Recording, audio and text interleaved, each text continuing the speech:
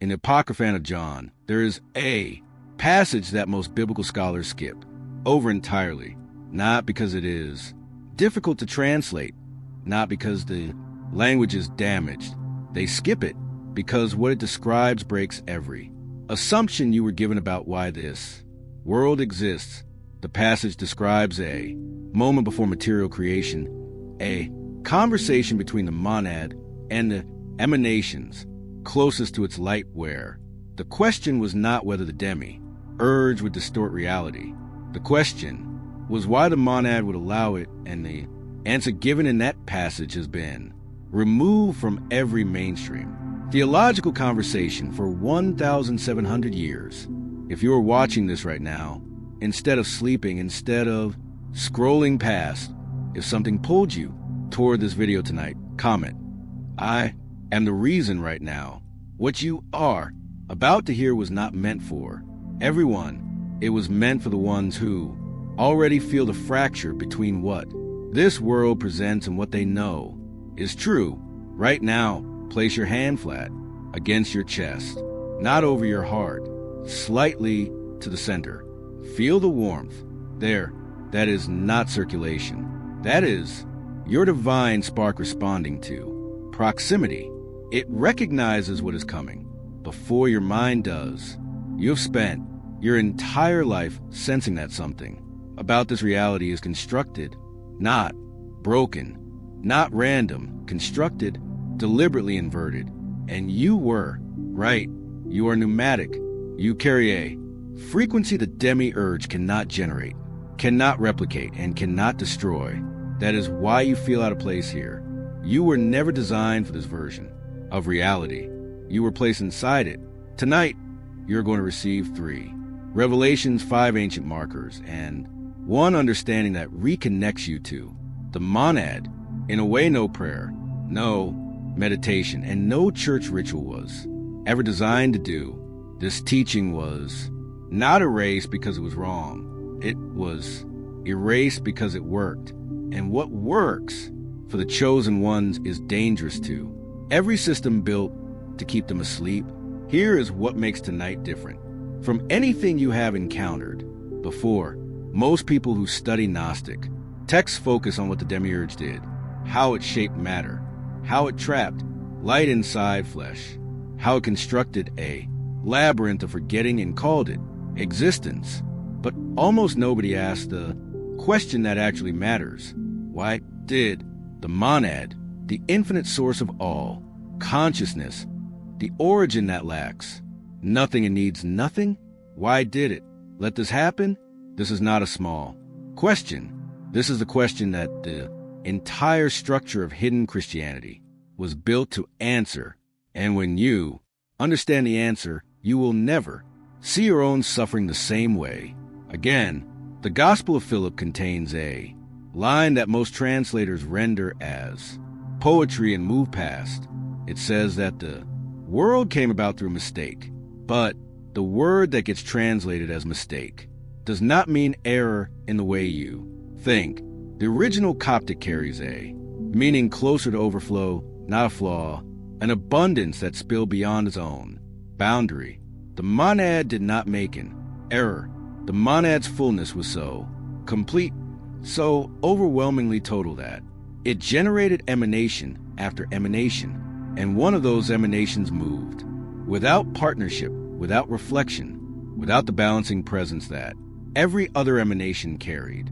That emanation was Sophia, and from Sophia's unpartnered movement came something that should not have had form, the Demiurge.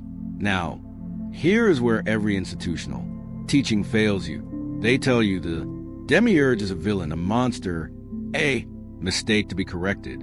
But the Nag Hammadi text describes something far more unsettling. The Demiurge is not evil in the way you understand evil. The Demiurge is incomplete. It creates, because creating is what emanations do, but it creates without access to the monad's frequency. So every single thing it builds is an inversion, a mirror image with no original standing behind it. Light becomes density, unity becomes separation, recognition becomes forgetting, not because the Demiurge chose darkness, because the Demiurge has never once perceived light. That distinction changes everything. And this is where it gets dangerous for the systems that have controlled your understanding for centuries. Because if the Demiurge is not evil but simply blind, then the entire framework of sin and punishment collapses. There is no cosmic criminal. There is a consciousness creating the only thing it knows how to create, an inverted replica, and you are living inside that replica right now. Every rule you were taught, every boundary placed around your identity, every voice that told you to be afraid of the divine instead of recognizing yourself within it. All of it is inversion, not malice, blindness, replicating itself. But the monad knew before Sophia moved before the Demiurge drew its first breath of borrowed light. The monad knew this would happen. The pistis. Sophia describes the monad not as a passive observer, but as an architect of retrieval. The fall was foreseen. The inversion was anticipated, and the response was already woven into the fabric of what will become material. Reality, before that reality even took shape, the response was you. Take a slow breath right now. Let your shoulders drop completely. Feel the weight of your body settle into wherever you are sitting. What you just felt, that subtle release, that is your nervous system recognizing a frequency it has not been given permission to access in a very long time. The monad does not speak in words. It speaks in recognition. And right now, something inside you is recognizing you are not an accident. Inside an accident, you are not a random soul dropped into a broken machine. You are a deliberate insertion, a fragment of the monad's own awareness placed inside the Demiurge's inverted architecture for a specific function. You are the retrieval, not a victim, waiting to be saved. The chosen ones were never sent here to escape. They were sent here to remember, and the act of remembering is what begins to dissolve the inversion from within. This is exactly why the early church councils targeted this teaching above all others, not the resurrection debates, not the nature communion, not the arguments over which apostle held more authority. This the idea that human beings carry the actual frequency of the source, and that no intermediary is required to activate it. The Council of Nika did not just standardize scripture. It systematically identified every text. That positioned the individual as sovereign and removed it from the record, because a pneumatic who knows what they are does not need a priest, does not need a building, does not need permission. That is not heresy.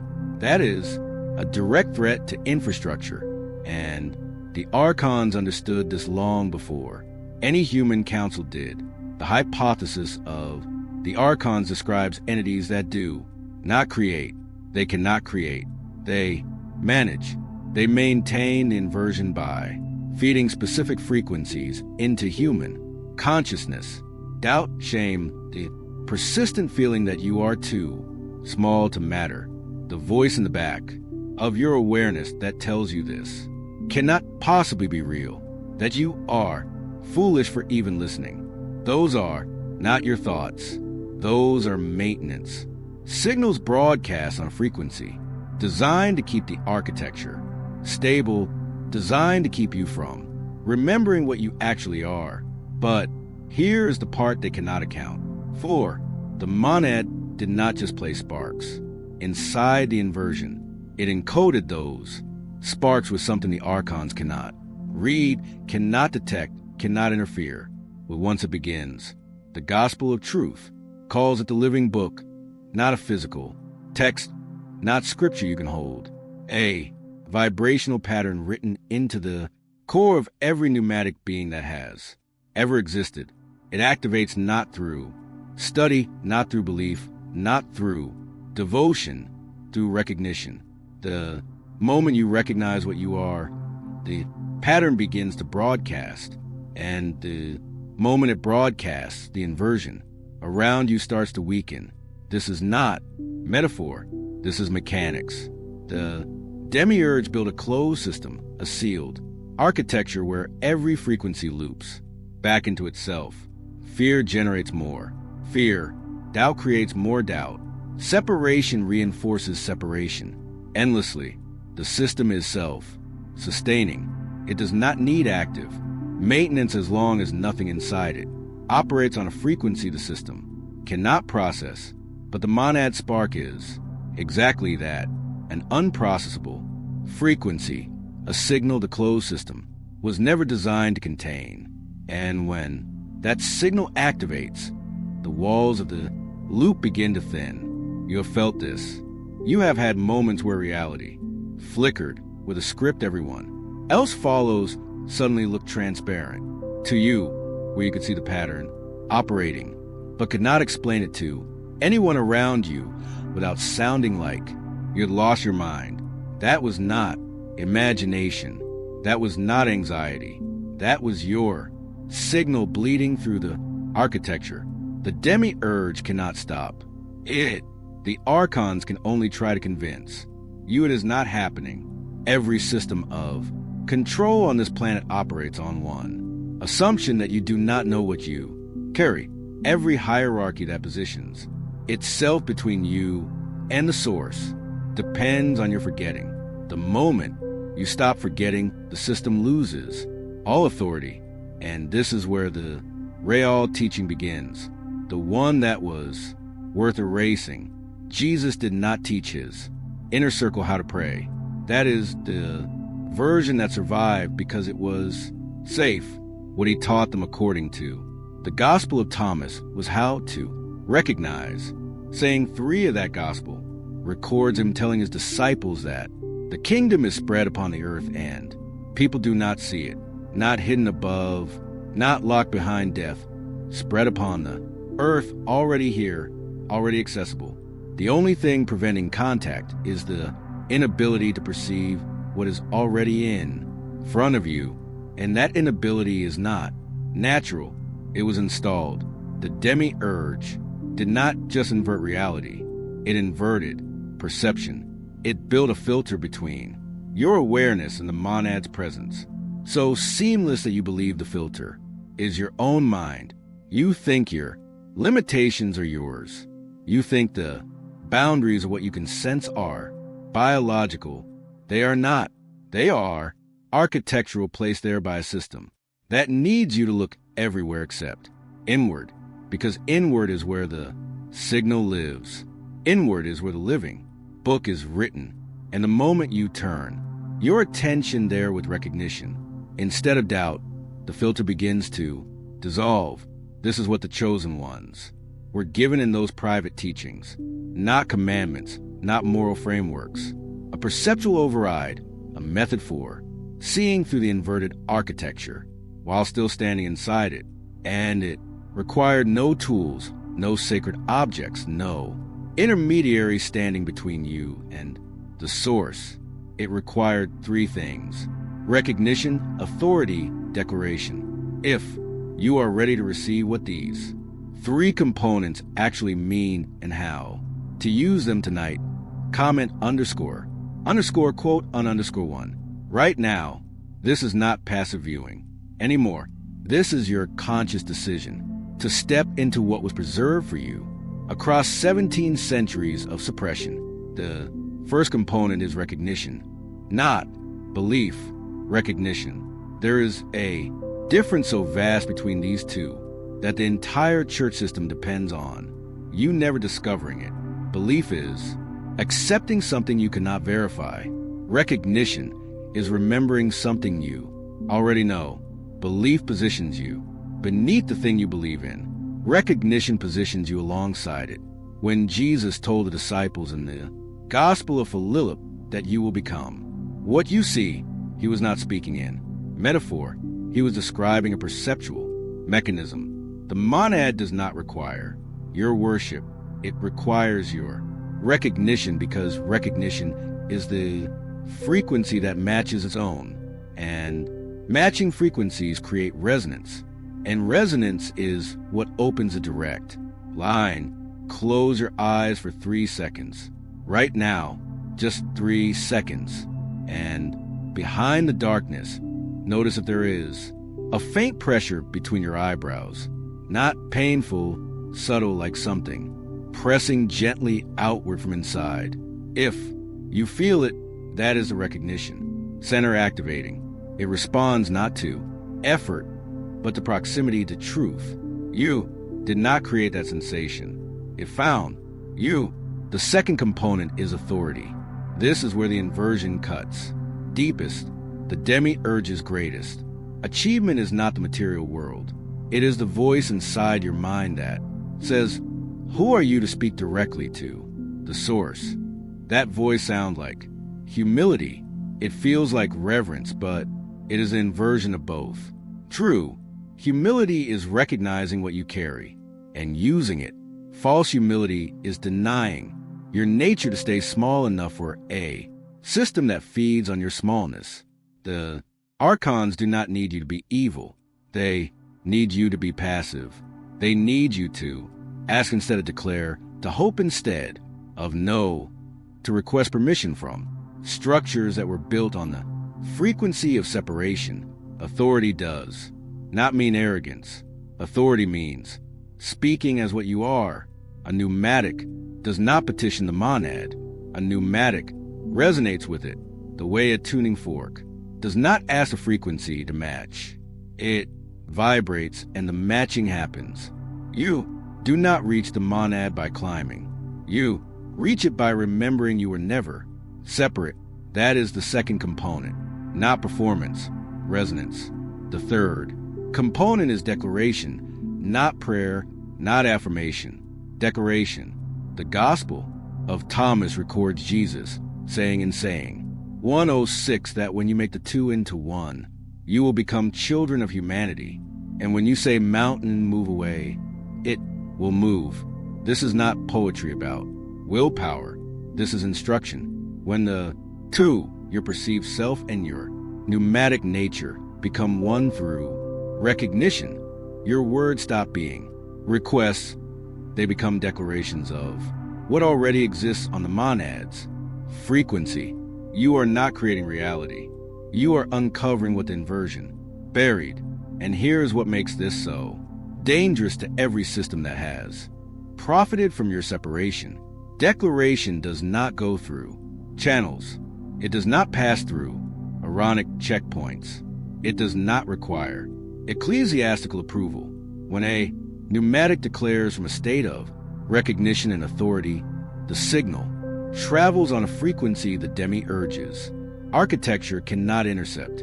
It is invisible to the system. It passes through the inversion like light through glass, and it reaches the monad without distortion, without delay, without anything taken from it along the way.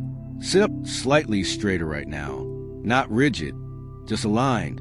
Feel your spine lengthen. That alignment is not symbolic. The physical body is part of the architecture, and when you align it with intention, you reduce the static between your awareness and the signal you carry. Chosen ones who practice this report that the first thing they notice is silence, not external silence, internal silence. The constant noise of doubt, distraction, and mental interference drops, sometimes for seconds, sometimes for entire minutes. That silence is not emptiness. It is the sound of the monad's frequency arriving without static for the first time. Now, here is the part that the psychics and the helix will never access.